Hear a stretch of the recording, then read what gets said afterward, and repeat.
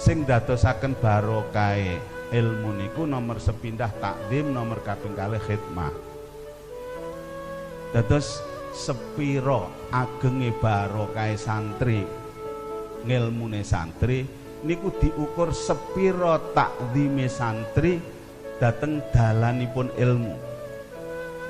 Termasuk dalanane ilmu niku gurune. Dateng guru niku sepiro takzime.